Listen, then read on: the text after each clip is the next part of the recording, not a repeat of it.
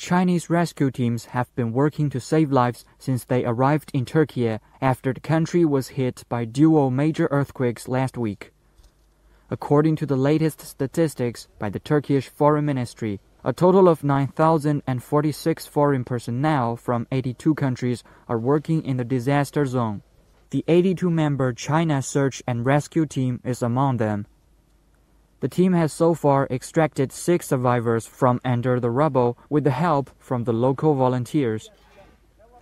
那么跨国救援呢，与国内救援它确实存在一定的差异性，因为一个救援队到异国他乡去救援，必然要面临着如何熟悉当地的情况，如何加强与当地本地人员的沟通，如何更好的去给我们提供像车辆、物资相关的保障，这些都需要我们的志愿者从中发挥协调的作用。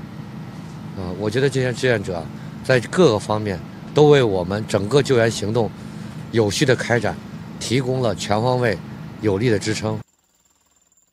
Depremi duyduktan sonra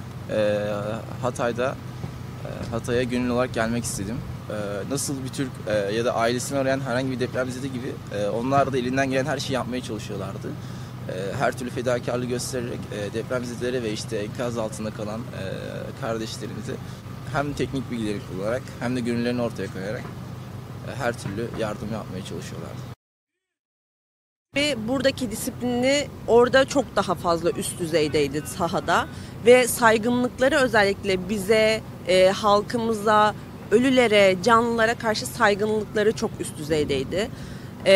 Yani buradaki verdikleri bu profesyonelce tavır gerçekten çok çok güzeldi ve çok çok üst düzeydi. Ben bundan kaynaklı olarak çok çok memnun kaldım ben ve arkadaşlarım. The Chinese team also brought 19 different kinds of rescue equipment comprising a total of 1,700 pieces.